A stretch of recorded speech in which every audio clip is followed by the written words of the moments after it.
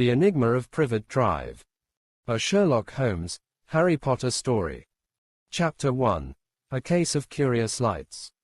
Sherlock Holmes leaned against the damp brick wall of a nondescript alley in Surrey, his sharp eyes narrowed against the drizzle that clung to the late autumn air.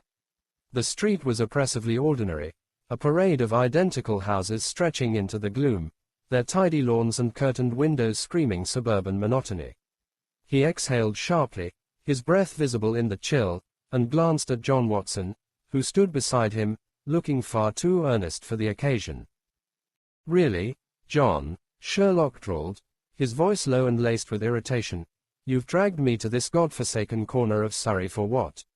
A petty vandalism case? I could be deducing the origins of a rare poison or unraveling a triple homicide, but instead, I'm here, watching streetlights flicker. Hardly stimulating." John adjusted his scarf, undeterred by Sherlock's petulance. "It's not just vandalism, Sherlock. The reports were specific. Streetlights going out in sequence, every night, for a week, and no one can explain it. The council's baffled. They've checked the wiring, the timers, everything. It's odd." "Odd," Sherlock repeated, his tone flat. "A word that covers a multitude of sins, none of which are worth my time. Faulty wiring, a prankster with a slingshot, or perhaps the council's simply incompetent. Case closed." He pushed off the wall, his long coat swirling as he prepared to leave. John grabbed his arm, his grip firm.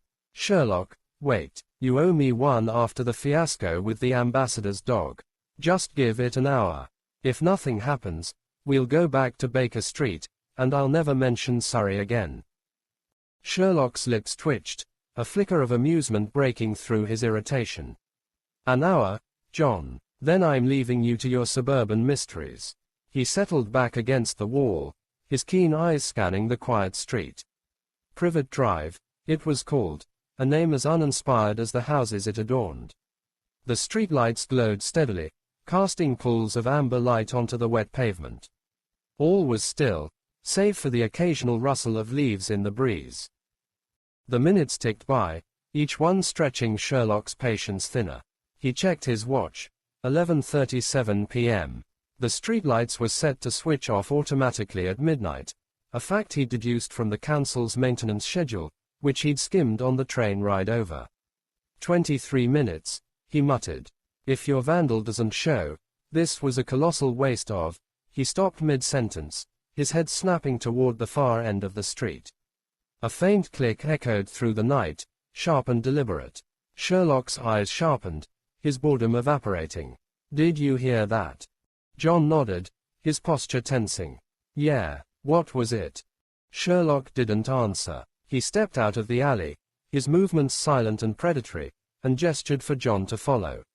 They crept along the shadowed edge of the pavement, staying out of the streetlight's glow.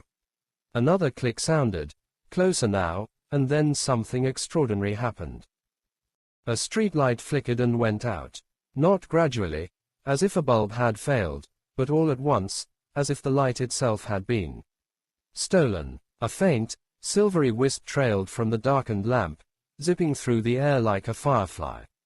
Before Sherlock could process it, another light went out, then another, each one releasing a similar wisp that darted toward the same point further down the street.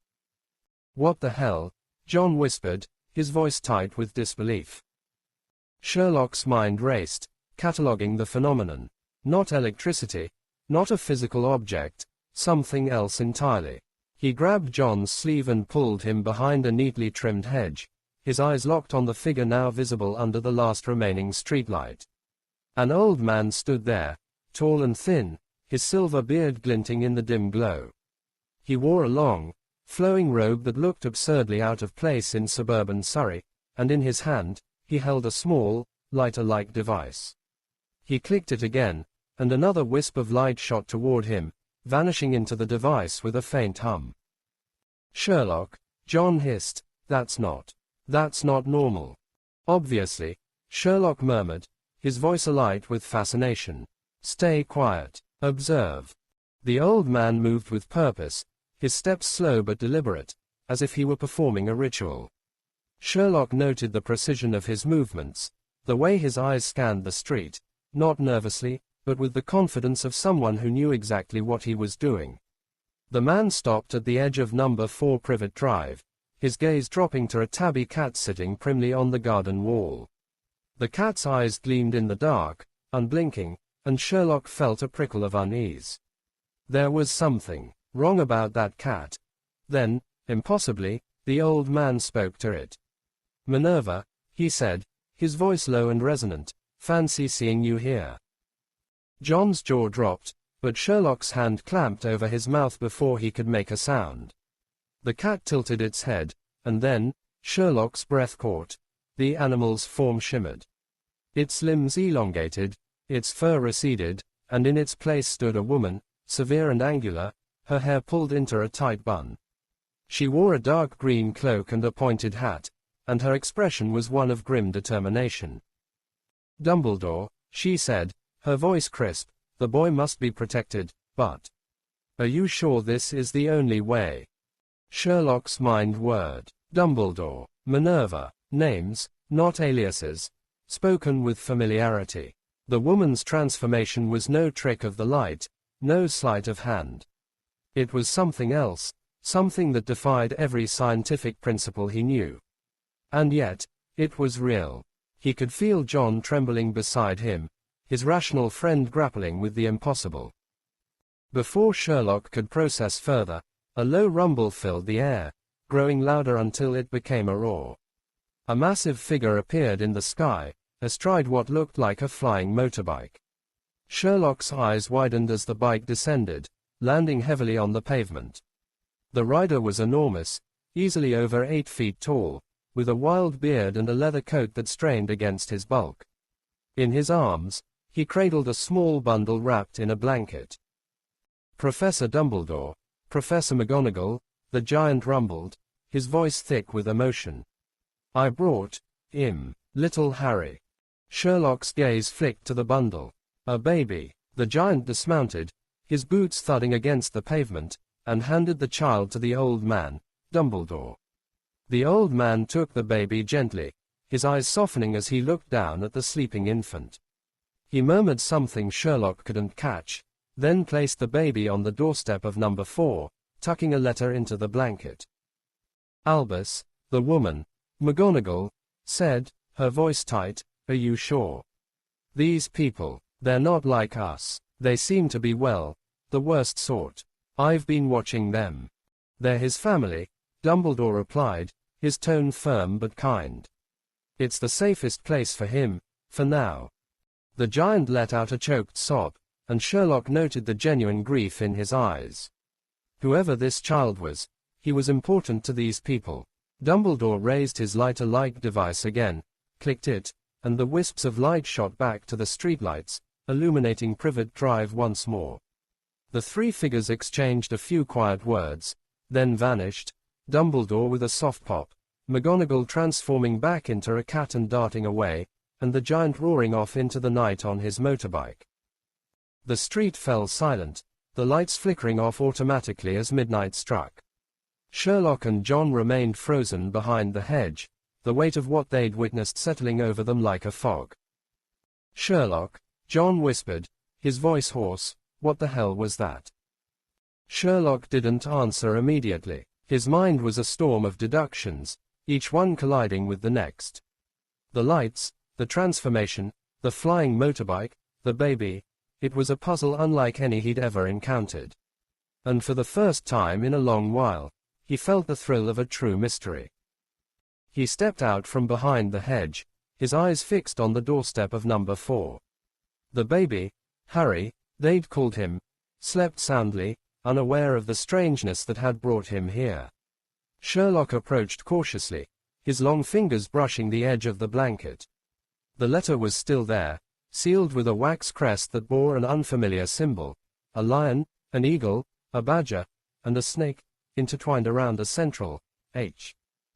"Sherlock, what are you doing?" John hissed, hurrying after him. "We can't just." "We can, and we will," Sherlock interrupted, his voice low but firm. He lifted the baby carefully, cradling it awkwardly in his arms. The child stirred but didn't wake, and Sherlock's lips quirked in a rare moment of uncertainty. "John, open the letter." John hesitated, then tore open the envelope, his hands shaking slightly. He scanned the contents, his brow furrowing. It's addressed to a Mr. and Mrs. Dursley. It says the boy's name is Harry Potter. His parents, they're dead, killed by a dark wizard named Voldemort. He looked up, his face pale. "Sherlock, this is insane. Wizards, magic, this can't be real." "And yet," Sherlock said, his eyes gleaming, "it is." He glanced down at the sleeping child, then back at John. "This is no ordinary baby, John. And this is no ordinary case. Whoever these people are, Dumbledore, McGonagall, the giant, they're part of something bigger. Something hidden, and I intend to find out what." John stared at him, torn between disbelief and the dawning realization that Sherlock was right. The evidence was undeniable, impossible as it seemed. "What do we do with him?" he asked, nodding at the baby. Sherlock's gaze softened for a fleeting moment, an unusual flicker of humanity. "We take him somewhere safe. Baker Street, for now. Mrs. Hudson handle a baby for a night. Then we investigate." As they slipped away from Privet Drive, the baby cradled in Sherlock's arms and the letter tucked into John's pocket, the detective's mind was already racing ahead, piecing together the fragments of this extraordinary puzzle. A dark wizard, a hidden world, a child marked by loss. For the first time in weeks, Sherlock Holmes was alive with purpose. And so began the strangest case of his career. Chapter 2. The Shadows of Baker Street. The familiar creak of the door to 221B Baker Street was a stark contrast to the surreal events Sherlock Holmes and John Watson had just witnessed in Surry. The flat was dimly lit, the glow of a single lamp casting long shadows across the cluttered room. Books, papers, and the occasional chemistry vial littered the space, a testament to Sherlock's restless mind. Mrs. Hudson, their ever-patient landlady, had been roused from her sleep by their late arrival, her hair in curlers and her expression a mix of exasperation and curiosity. "Sherlock Holmes, what on earth are you doing with a baby at this hour?" she demanded, her hands on her hips as she eyed the bundle in Sherlock's arms. The child, Harry Potter, slept soundly, his tiny chest rising and falling beneath the blanket. "An unexpected development, Mrs. Hudson," Sherlock replied, his tone clipped but not unkind. He handed the baby to her with the same awkwardness he'd displayed on Privet Drive, as if the infant were a delicate piece of evidence rather than a living being. "We need you to look after him for the night, possibly longer." Mrs. Hudson's eyes widened, but her maternal instincts kicked in as she took the child, cradling him expertly. "Oh, the poor dear. Where did you find him? And what's this about?" She nodded toward the letter John clutched, its wax seal glinting in the lamplight. Explanations later, Sherlock said, already moving toward his desk. "Ensure he's fed and warm. John, the letter." John hesitated, glancing at Mrs. Hudson, who was already cooing softly at the baby. He handed the letter to Sherlock, who tore it open with precision, his eyes scanning the elegant, slanting script.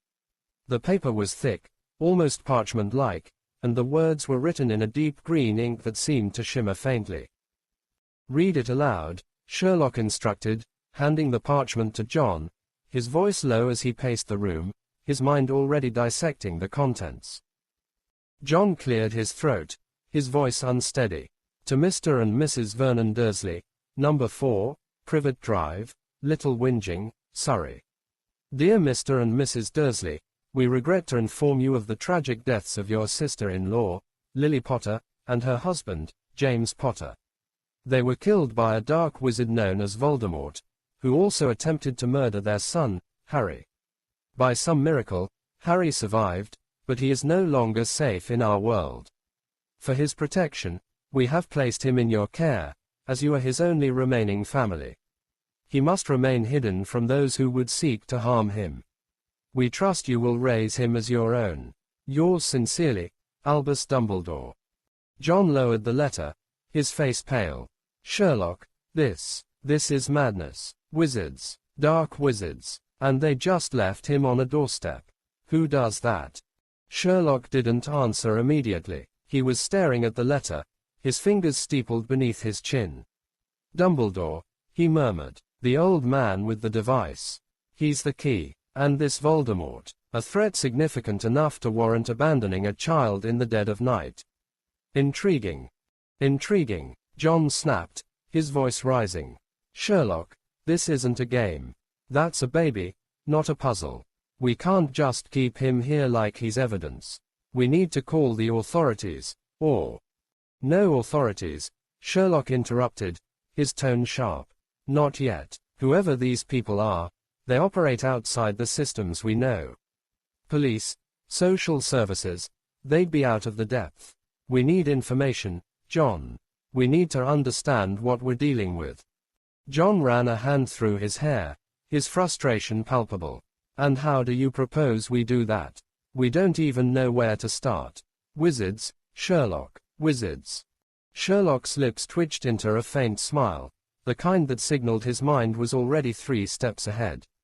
We start with what we know. The letter mentions a world, their world. A hidden society, likely with its own rules, structures, and secrets. The old man, Dumbledore, used a device to manipulate light. The woman, McGonagall, transformed from a cat. The giant arrived on a flying motorbike. These are not random acts of chaos. They're deliberate, practiced. We're dealing with a system, John, and systems can be understood. He moved to his laptop, his fingers flying across the keys. First, we research. Privet Drive, the Dursleys, any records of James and Lily Potter. Then we look for anomalies, unexplained events, sightings of unusual phenomena. If this world exists, it's left traces. John watched him, torn between exasperation and reluctant admiration. You're actually enjoying this, aren't you? Sherlock didn't look up. It's a mystery, John. A real one. When was the last time we had something this extraordinary? Mrs. Hudson, who had been listening quietly, spoke up. What about the little one? He can't stay here indefinitely, Sherlock. He needs proper care. Sherlock paused, his fingers hovering over the keyboard. For a moment, his expression softened, a rare crack in his usual detachment. He'll be safe here for now. We'll ensure it, but we can't return him to that doorstep. Not until we know why he was left there, and who might come looking for him. The next few hours were a blur of activity. Sherlock dove into his research, pulling up public records, news archives, and even obscure forums for anything that might connect to the events on Privet Drive. John, meanwhile, assisted Mrs. Hudson in setting up a makeshift crib in the corner of the flat, using a drawer lined with blankets. The baby, Harry, slept through it all, his tiny face peaceful despite the chaos surrounding him. By dawn, Sherlock had a whiteboard covered in notes, arrows, and question marks. The Dursleys, it turned out, were a thoroughly unremarkable couple, Vernon, a director at a drill manufacturing firm, and Petunia, a housewife with a penchant for gossip. No criminal records, no unusual activity, nothing to suggest they were equipped to handle a child marked by a dark wizard. James and Lily Potter, however, were a blank slate, no records of their existence beyond a marriage certificate from a small village in Wiltshire, dated 1979, and a single photograph in an obscure local paper showing a young couple at a charity event. Too clean, Sherlock muttered, staring at the board. No tax records, no medical history, no digital footprint. They've been erased, or they never existed in our world. John, bleary-eyed from lack of sleep, frowned. What do you mean, our world? You're starting to sound like them. Sherlock spun to face him, his eyes alight. Exactly, John. There's a parallel society, hidden from ours. Think about it. People capable of transforming into animals, manipulating light, flying on motorbikes. They don't operate within our systems because they don't need to. They have their own. Before John could respond, a sharp knock at the door startled them both. Mrs. Hudson, who had been dozing on the sofa with Harry in her arms, jolted awake. "Who could that be at this hour?" she whispered. Sherlock's eyes narrowed. He motioned for John to stay quiet and moved silently to the door, peering through the peephole. His posture stiffened, and he turned back to John, his voice low. "It's a woman, elderly, severe-looking, wearing a cloak. She's not here for tea." John's hand instinctively went to the gun he kept tucked in his waistband, a habit from his army days. "McGonagall," he whispered. "Possibly," Sherlock replied. He opened the door just enough to see the woman clearly. She was tall, her hair pulled into a tight bun, and her eyes were sharp behind square spectacles. Her cloak was a deep emerald, and she carried herself with an authority that reminded Sherlock of a headmistress. "Mr. Holmes," she said, her voice crisp and commanding. "Dr. Watson, I believe you have something that belongs to us." Sherlock's expression remained impassive, but his mind was racing. She knew the names. She'd tracked them to Baker Street in a matter of hours. This was no ordinary woman. "And you are?" he asked, his tone deceptively casual. "Professor Minerva McGonagall," she replied, her eyes flicking past him to the interior of the flat. "I am here for Harry Potter. You were seen leaving Privet Drive with him. Return the child, and there will be no trouble." John stepped forward, his protective instincts flaring. "Trouble? You left a baby on a doorstep in the middle of the night. If anyone's causing trouble, it's you." McGonagall's lips thinned, but her gaze softened slightly as it landed on the crib in the corner. "You don't understand the forces at play, Dr. Watson. Harry is in grave danger. He must be protected, and you are not equipped to do so." Sherlock tilted his head, studying her. "Protected from what? A dark wizard, Voldemort, perhaps? Or is it you and your associates we should be wary of? Dumbledore, the giant, Hagrid, was it? Quite the theatrical display last night." McGonagall's eyes widened, a flicker of surprise breaking her composure. "You saw more than you should have.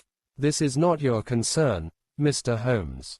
Return the boy, and forget what you witnessed." "Forget?" Sherlock's voice was almost amused. "I'm afraid that's not how I operate. You've brought a mystery to my doorstep, Professor McGonagall, and I intend to solve it. Why was Harry left with the Dursleys? What makes him so important? And what, exactly, is this world you're so keen to keep hidden?" McGonagall's expression hardened. "You are meddling in matters beyond your comprehension. Return the boy, or what?" Sherlock interrupted, his voice cold. "You'll turn me into a cat. Vanish in a puff of smoke. I'm not easily intimidated, Professor. And I don't trust people who abandon infants on doorsteps." For a moment, the air crackled with tension. McGonagall's hand twitched toward her cloak, and John tightened his grip on his gun, but Sherlock remained unfazed, his eyes locked on hers. Finally, McGonagall exhaled, her shoulders relaxing slightly. "You are a stubborn man, Mr. Holmes," she said. "But you are not entirely wrong. Harry is special. His survival marks him as a target for those who would destroy everything we hold dear. I cannot tell you more, not yet. But if you keep him, you will draw their attention. You will put him, and yourselves, in danger." Sherlock's smile was razor sharp. "Danger is an old friend, Professor. Now, shall we discuss this like civilized people, or do you prefer to continue threatening us?" McGonagall hesitated, then nodded. "Very well, but this conversation does not leave this room." As she stepped inside, closing the door behind her, Sherlock felt the thrill of the chase intensify. The puzzle was growing, its pieces more complex and dangerous than he'd anticipated. A hidden world, a child marked by fate, and a woman who could change into a cat. Baker Street had never been so alive with secrets. Chapter 3. The Hidden World Unveiled.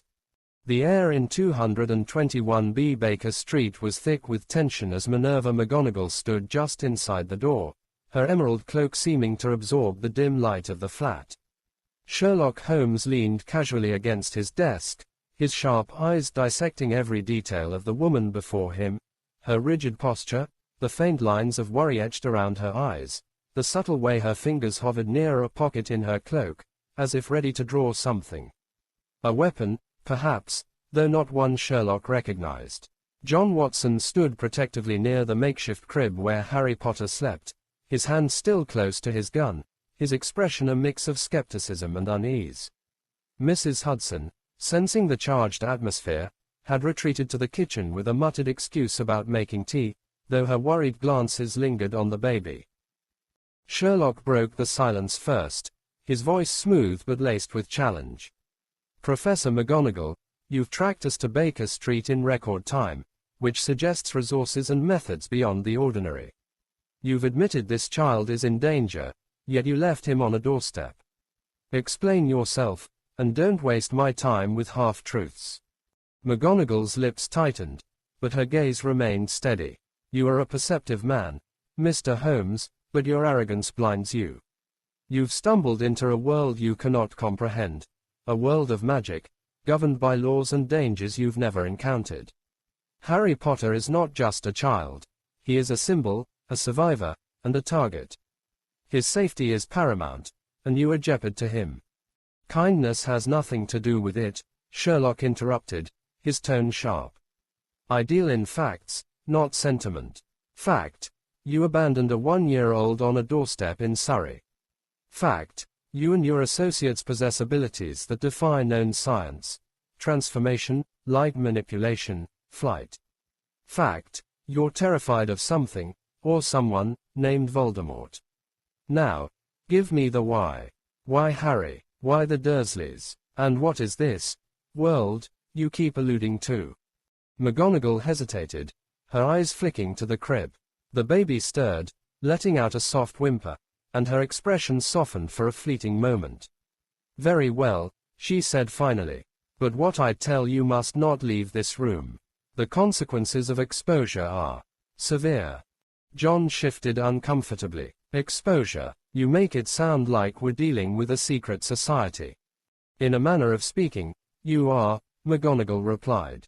She stepped further into the room, her cloak rustling softly. "There exists a hidden community of witches and wizards, living parallel to your world, what we call the Muggle world. We have our own government, schools, and laws, all concealed to protect both our kind and yours. Harry Potter is a wizard, born to 2 of our own, James and Lily Potter. They were murdered by a dark wizard named Voldemort, a man so feared that most dare not speak his name." John's jaw dropped, but Sherlock's expression remained impassive, though his mind was racing. A hidden society, structured and organized, operating under the radar of modern surveillance. It was a logistical marvel, and a deductive goldmine. "Go on," he said, his voice betraying a hint of eagerness. McGonagall continued, her voice steady but heavy with grief. "Voldemort sought to dominate our world, to subjugate Muggles and those he deemed unworthy. James and Lily defied him, and they paid with their lives. But when Voldemort turned his wand on Harry, something extraordinary happened. The curse that should have killed him rebounded, destroying Voldemort, or so we believe. Harry survived, marked only by a scar on his forehead." She paused, her eyes distant. "That scar makes him a legend in our world. The boy who lived. But it also makes him a target for Voldemort's followers, who would see him dead to revenge their master. Albus Dumbledore, the headmaster of Hogwarts School of Witchcraft and Wizardry, devised a plan to protect Harry. The Dursleys, Petunia's family, share Lily's blood. That blood carries a powerful magical protection, one that will shield Harry as long as he calls their home his own." John shook his head, struggling to process the information. "So you left him with people who don't even know about your magic world, people who might not want him. That's your plan?" McGonagall's eyes flashed with indignation. "It was not a decision made lightly, Dr. Watson. The Dursleys are not ideal, but they're his family. The blood protection is his best defense until he's old enough to learn our ways. Sherlock's fingers steepled beneath his chin, his mind piecing together the implications. A blood-based magical ward. Fascinating, but flawed. You assume the Dursleys will accept a child thrust upon them without explanation. You assume they'll keep him safe from external threats they don't understand. And you assume no one else saw what we did last night. Sloppy, Professor. Very sloppy. McGonagall bristled but didn't contradict him. We took precautions. The area was monitored. No one else should have been there. And yet, we were, Sherlock said, his tone almost mocking. Which brings me to my next question. How did you find us so quickly? You knew our names, our address. That suggests surveillance, or, his eyes narrowed. Magic. McGonagall's silence was answer enough. Sherlock's smile widened, a predator scenting blood. You have methods to track people, don't you? Spells, perhaps. Or is it that device Dumbledore used last night? The one that stole the light? You ask too many questions, Mr. Holmes, McGonagall said, her voice tight. Some knowledge is dangerous, even for a mind like yours. Danger is my trade, Sherlock replied. Now, let's be clear. You want Harry back, but I'm not convinced returning him to a doorstep is in his best interest. Nor am I convinced you're telling me everything. So here's my proposal. We keep Harry safe while I investigate this, Voldemort, and his followers. In exchange, you provide answers. Full disclosure. I want to know about your world, your magic, and why this child is worth such elaborate secrecy. John stared at him, incredulous. Sherlock, you can't just. I can, and I will, Sherlock cut in, his gaze never leaving McGonagall. This is a case, John. The most extraordinary case I've ever encountered. And I don't walk away from cases. McGonagall studied him, her expression unreadable. Finally, she nodded, a reluctant acknowledgement of his resolve. You are a stubborn man, Mr. Holmes. Very well, I will share what I can, but you must understand the risks. If Voldemort's followers, the Death Eaters, learn of your involvement, they will come for you. And they will not hesitate to kill. Sherlock's lips twitched into a smirk. Let them try. The next few days were a whirlwind of activity. McGonagall, true to her word, provided a cautious introduction to the wizarding world, though she was careful to withhold details she deemed too sensitive. She explained the basics of magic, wands, spells, and the existence of Hogwarts, a school hidden in the Scottish Highlands. She spoke of the Ministry of Magic, a governing body struggling to maintain order in the wake of Voldemort's apparent defeat. And she warned of the Death Eaters, fanatical followers who believed their master would return. Sherlock absorbed it all, his mind cataloguing every detail, cross-referencing it with what he'd observed on Privet Drive. The lighter-like device, he learned, was called a deluminator, created by Dumbledore to manipulate light. McGonagall's transformation was a rare skill called animagus magic, allowing her to shift into a cat at will. The giant, Hagrid, was a groundskeeper at Hogwarts, loyal to Dumbledore and fiercely protective of Harry. John, meanwhile, grappled with the reality of it all. He spent much of his time with Harry, helping Mrs. Hudson care for the baby while Sherlock buried himself in research. The flat became a strange blend of domesticity and investigation, with bottles and nappies sharing space with Sherlock's notes and diagrams. Harry, blissfully unaware of the chaos surrounding him, was a quiet child, his green eyes wide and curious whenever he was awake. But the peace was short-lived. On the third night, as Sherlock pored over a map of London marked with reported, unexplained incidents, a sharp crack echoed outside the flat. John, who had been dozing on the sofa, jolted upright, his hand reaching for his gun. Sherlock was already at the window, peering through the curtains. A figure stood in the street below, cloaked and hooded, their face obscured. They raised a thin stick, a wand, Sherlock realized, and a faint shimmer rippled through the air, like heat rising from pavement. The streetlights flickered, just as they had in Surry, but this time, the effect was different. A cold, Oppressive weight settled over the flat, as if the air itself had turned hostile. "Sherlock," John whispered, his voice tight. "What's happening?"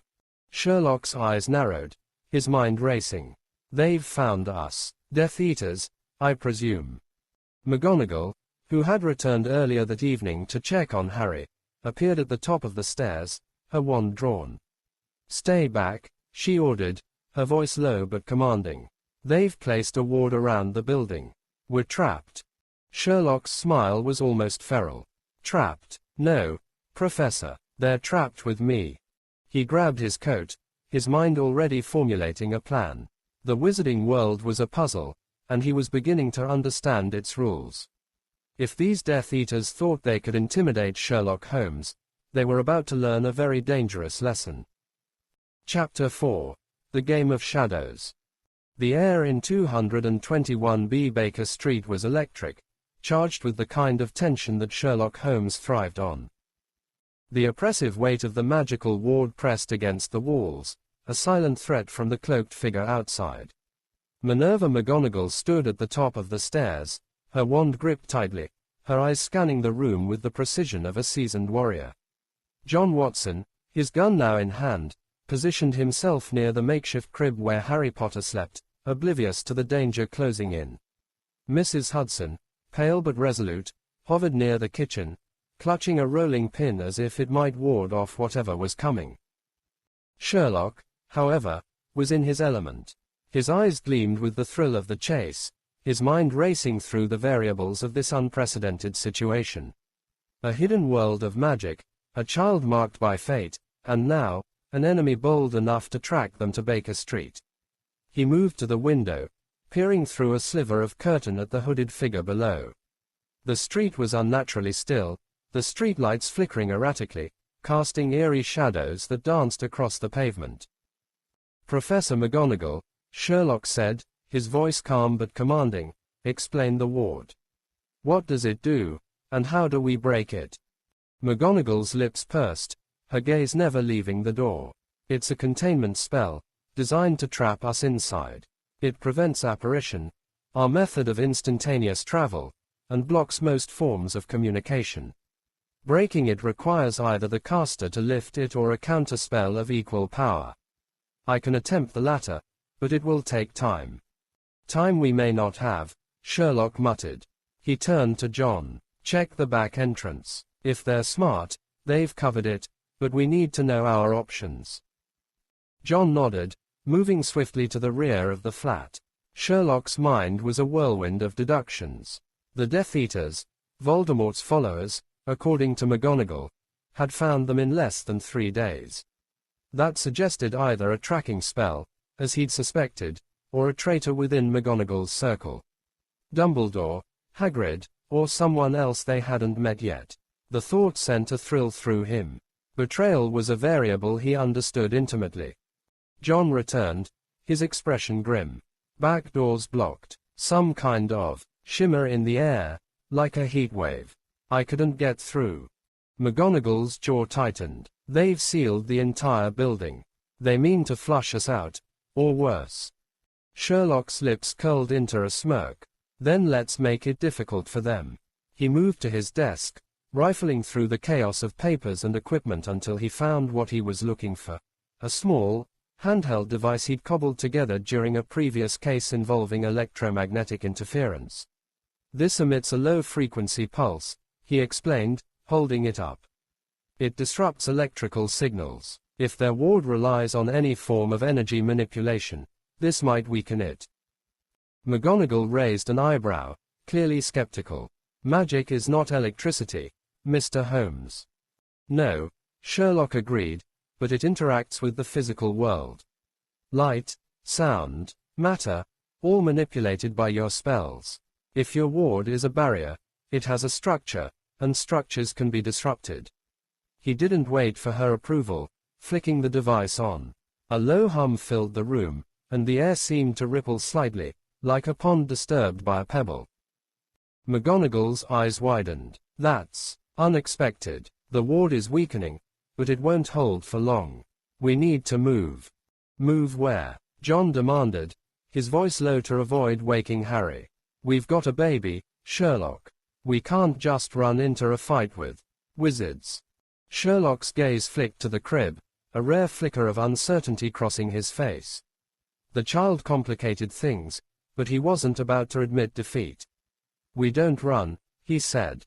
"We outmaneuver. Professor, can you protect the child while we draw their attention?" McGonagall nodded, her wand already tracing intricate patterns in the air. "I can cast a protective charm around him. It won't last indefinitely, but it will buy us time." "It," Sherlock said. He turned to John. "You and I are going to the roof. If they're watching the street, they won't expect us to go up." John stared at him, incredulous. "The roof, Sherlock, there's no way down from there." "There's always a way," Sherlock replied, already moving toward the stairs. "Trust me." As McGonagall began chanting softly, a faint golden glow enveloped the crib. Sherlock led John to the narrow staircase leading to the roof. The hum of his device was still audible, and the oppressive weight of the ward seemed to lessen slightly, though the air remained thick with tension. Outside, the cloaked figure hadn't moved, but Sherlock's keen eyes caught a second shadow shifting in the alley across the street. At least two of them, then. Possibly more. The roof of 221B was a cluttered mess of chimneys and satellite dishes, slick with the night's earlier rain. Sherlock crouched low, scanning the street below. The first figure was still there, wand raised, but the second had vanished. "They're coordinating," he murmured. "One to maintain the ward, another to breach the building." John, crouched beside him, gripped his gun tightly. "What's the plan, Sherlock? We can't shoot magic." "No, but we can distract them," Sherlock said. He pulled a small flare from his coat pocket, a relic from a case involving smugglers on the Thames, and lit it, tossing it into the alley below. The bright red light erupted, illuminating the street and casting stark shadows. The cloaked figure flinched, their wand wavering, and Sherlock seized the moment. "McGonagall," he shouted down the stairs. "Now." Inside, McGonagall completed her charm, the golden glow around Harry solidifying into a shimmering barrier. She joined them on the roof, her wand still drawn. "The ward is faltering," she said. "Your device is interfering, but they'll adapt soon." "Then we move," Sherlock said. He pointed to a narrow gap between buildings, where a fire escape led to the adjacent structure. "That's our exit. John, carry the child. Professor, cover us." John hesitated, then nodded, hurrying back to the flat to retrieve Harry. McGonagall's wand glowed faintly as she muttered incantations, her eyes scanning the darkness. Sherlock's device hummed louder, and a sharp crack echoed from the street below. The ward was breaking. John returned, Harry cradled carefully in his arms, the golden glow of McGonagall's charm still enveloping the baby. "Let's go," he said, his voice steady despite the fear in his eyes. They moved swiftly, Sherlock leading the way across the roof and down the fire escape. The metal creaked under their weight, but it held. As they reached the alley, a loud pop sounded behind them, and a jet of green light narrowly missed Sherlock's head, striking the brick wall and leaving a scorch mark. "Death Eaters," McGonagall hissed, spinning to face their pursuers. Two cloaked figures had appeared at the end of the alley, their wands raised. She flicked her wand, and a shield of shimmering light sprang up, deflecting another jet of green. "Run," she shouted, her voice commanding. "Get the boy to safety." Sherlock didn't need to be told twice. He grabbed John's arm, pulling him toward the street. They sprinted through the maze of alleys, the sounds of McGonagall's spells clashing with the Death Eaters behind them. Harry whimpered but didn't wake, the protective charm holding strong. They emerged onto a busy London street, the normalcy of late-night taxis and pedestrians a jarring contrast to the chaos they'd left behind. Sherlock flagged down a cab, shoving John and Harry inside before climbing in himself. "King's Cross," he barked at the driver. "Fast." "King's Cross," John panted, clutching Harry tightly. "Why there?" McGonagall mentioned a school. "Hogwarts," Sherlock said, his eyes scanning the rear window for signs of pursuit. She said it's hidden, but there's a gateway at King's Cross. Platform 9 3/4. If we can reach it, we might find sanctuary. John stared at him, incredulous. Platform 9 3/4. Sherlock, that's not the time, John, Sherlock snapped. Either it's real, or we're dead. Pick one. The cab sped through the city, the lights of London blurring past. Sherlock's mind was a storm of calculations. The Death Eaters had tracked them with alarming speed, suggesting either a mole or a magical tracking method he hadn't yet deduced. McGonagall's protective charm was a temporary shield, but it wouldn't hold against a determined assault. And Harry, tiny, vulnerable Harry, was the key to it all. A child who had survived a curse that killed his parents, marked by a scar that made him a legend. Sherlock didn't believe in legends, but he believed in patterns, and Harry Potter was at the center of one. They reached King's Cross just as the first light of dawn touched the sky. The station was quiet, the early morning commuters sparse. Sherlock led the way, his long strides eating up the distance to the platforms. McGonagall had given him a brief, cryptic description of the gateway, a barrier between platforms 9 and 10, invisible to Muggles. He scanned the area, his eyes locking onto a brick wall that seemed off. A faint shimmer, like the ward at Baker Street, flickered in the morning light. There, he said, pointing. That's it. John looked skeptical but followed, clutching Harry tightly. What do we do? Just walk through. Precisely, Sherlock said. He took a deep breath, his usual confidence tinged with a rare uncertainty. Magic was not his domain, but logic was. If McGonagall was right, the barrier would let him through. If not, well, he'd deal with the consequences. He stepped forward, bracing for impact, and passed through the brick wall as if it were air. John followed, gasping as the world shifted around them. They emerged onto a bustling platform, a scarlet steam engine idling nearby, its sign reading, Hogwarts Express. Wizards and witches in robes moved about, some casting curious glances at the two Muggle men and the baby in their arms. Sherlock's lips twitched into a triumphant smile. Welcome to their world, John. But their relief was short-lived. A loud crack echoed through the platform, and three cloaked figures appeared, their wands raised. The crowd scattered, screams filling the air. Sherlock's eyes narrowed. The Death Eaters had followed them, through a magical barrier, no less. This was no ordinary pursuit. John, stay with Harry, Sherlock said, his voice low and urgent. Find Dumbledore. I'll handle this. Handle it, John protested, but Sherlock was already moving, his mind racing to find a way to outwit an enemy armed with magic. The game was on, and Sherlock Holmes was ready to play. Chapter 5. The Boy Who Lived and the Mind That Solved.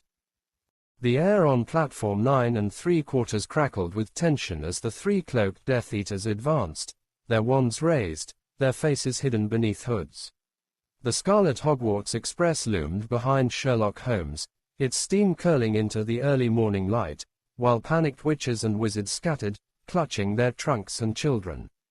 John Watson stood frozen, Harry Potter cradled tightly in his arms, the golden glow of McGonagall's protective charm still shimmering faintly around the baby. Sherlock's mind was a furnace of calculations, his eyes darting between the Death Eaters, the platform's layout, and the crowd's chaotic movements. This was no ordinary battlefield, but Sherlock Holmes was no ordinary man. John, Sherlock said, his voice low and steady, find Dumbledore. Now. John's eyes widened, his grip on Harry tightening. Sherlock, I'm not leaving you to face. Go, Sherlock snapped, his tone brooking no argument. He stepped forward, positioning himself between John and the Death Eaters, his long coat billowing slightly in the platform's draft. He had no wand, no magic, but he had something the Death Eaters didn't anticipate, a mind sharper than any spell. John hesitated, then turned, sprinting toward the train, where a group of robed figures had gathered, shouting instructions to secure the platform. Sherlock's focus narrowed to the three cloaked figures. Their movements were confident, practiced, but there was a hesitation in their stances, uncertainty, perhaps, about confronting a muggle in their sacred space. Sherlock seized on it. "You're bold, coming here," he called out, his voice carrying over the chaos. "But sloppy, tracking us through a magical barrier. That's not skill, that's desperation. Who sent you? Not Voldemort. He's gone, isn't he? So who's pulling your strings?" The lead Death Eater, a tall figure with a silver mask glinting beneath their hood, froze for a fraction of a second. Sherlock noted it, the pause, the slight tilt of the head. He'd struck a nerve. "Silence, Muggle," the figure hissed, their voice distorted but unmistakably female. "You have no place here.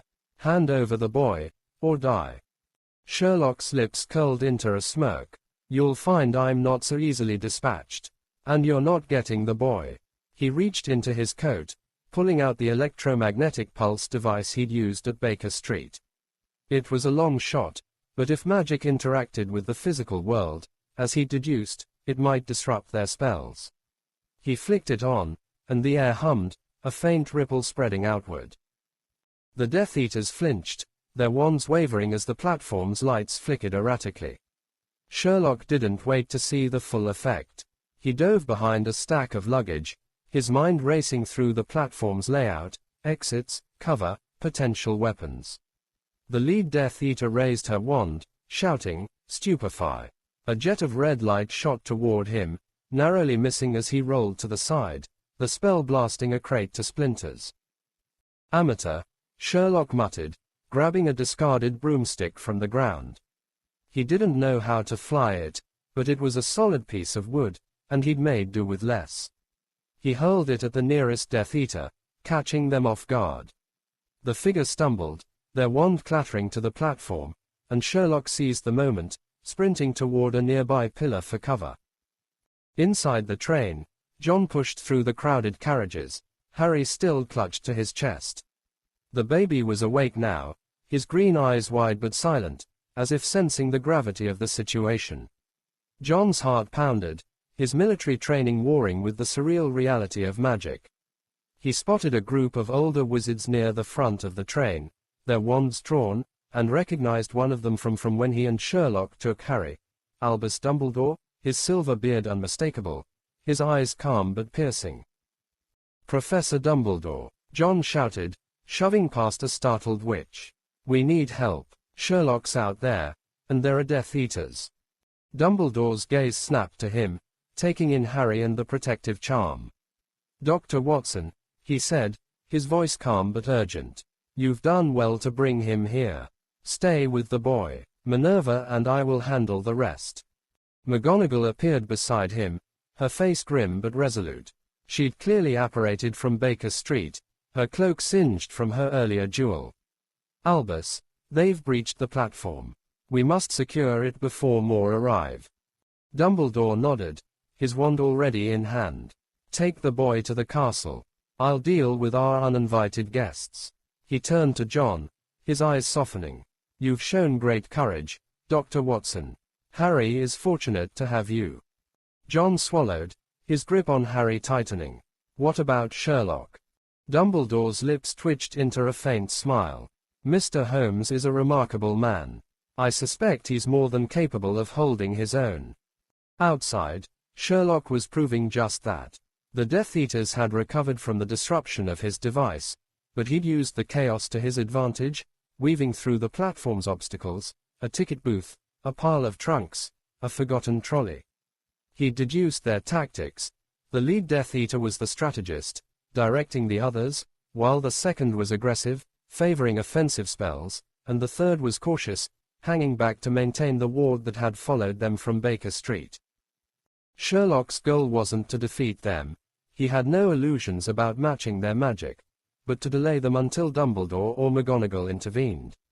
He grabbed a handful of coins from a spilled purse and flung them at the aggressive Death Eater, who instinctively raised a shield. The distraction gave Sherlock time to slip behind another pillar, where he spotted a fire extinguisher mounted on the wall. Perfect. He yanked it free, aiming the nozzle at the lead Death Eater and spraying a cloud of foam.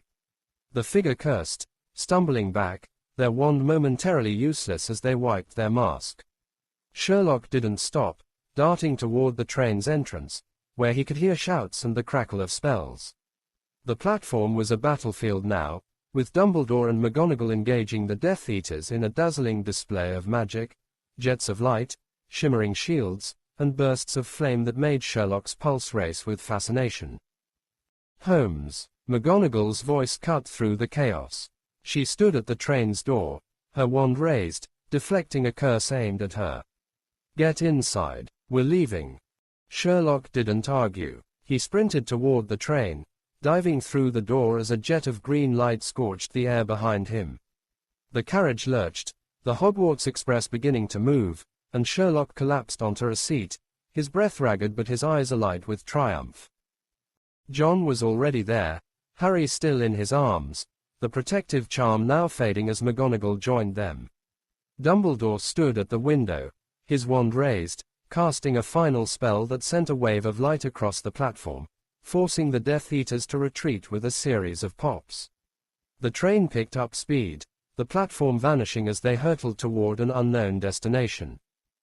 Sherlock leaned back, his mind still racing. "Well," he said, catching his breath, "that was invigorating." John stared at him, incredulous. "Invigorating, Sherlock? We nearly died. And we're on a magical train to who knows where, with a baby who's apparently the most wanted wizard in the world. What part of this is invigorating?" Sherlock's lips twitched into a grin. "All of it, John. All of it." Dumbledore approached, his presence calming the tense atmosphere. "Mr. Holmes, Dr. Watson, you have my gratitude. Few muggles could have faced such danger and emerged unscathed. You've protected Harry when it mattered most." Sherlock waved a hand dismissively. "Spare me the platitudes, Professor. I want answers. Why are the Death Eaters so desperate for this child? What makes him so special, beyond surviving a curse? And what happens now?" Dumbledore's eyes twinkled, a hint of amusement beneath his grave expression. "You are relentless, Mr. Holmes. Very well. Harry is special because he is a symbol of hope, a child who defied the darkest magic known to our world. The Death Eaters seek him to prevent that hope from growing, or to use him to resurrect their master. As for what happens now, we are taking him to Hogwarts, where he will be safe under our protection." "And us?" John asked, his voice tight. "What happens to us?" Dumbledore's gaze softened. "You have seen too much to return to your world unchanged. But you have also proven yourselves trustworthy. I offer you a choice: remain with us, learn about our world, and help protect Harry, or return to London with your memories altered to forget this ever happened." Sherlock's eyes narrowed. "Alter our memories? You can do that." "It is a common practice," McGonagall interjected, her tone matter of fact. "To protect our secrecy." "No," Sherlock said sharply. "You won't touch my mind. I'll take the first option. This case isn't over, and I don't walk away from cases." John sighed, looking down at Harry, who had fallen back asleep. "I'm in too, I suppose. Someone's got to keep an eye on you, Sherlock." Dumbledore nodded, as if he'd expected no less. "Then welcome to Hogwarts. But be warned, the path you've chosen is fraught with danger. The wizarding world is at war, and Harry is its heart." The train sped on, carrying them toward a castle hidden in the Scottish Highlands, a place of magic and mystery that Sherlock was eager to unravel. The case of Harry Potter had begun as a dull errand in Surry, but it had become the greatest puzzle of his career, a puzzle he would solve, no matter the cost. As the Hogwarts Express carried them into the unknown, Sherlock Holmes sat back, his mind already mapping the contours of this hidden world. The boy who lived had found an unlikely protector, and the game, as always, was on. Epilogue. Harry Potter was left in the care of Hogwarts, hidden from the Death Eaters and raised under Dumbledore's watchful eye. Sherlock and John returned to London, their minds intact, their lives forever changed by the glimpse of a world beyond their own. The case of Privet Drive became a legend in Sherlock's mind, a mystery solved but never fully closed. And somewhere, in the shadows, the wizarding world continued its silent war, with a child at its center and a detective watching from the sidelines, ready to step in when the next puzzle arose. The end. Hi, thank you for reading and enjoying my story. Don't forget to like, comment, and subscribe.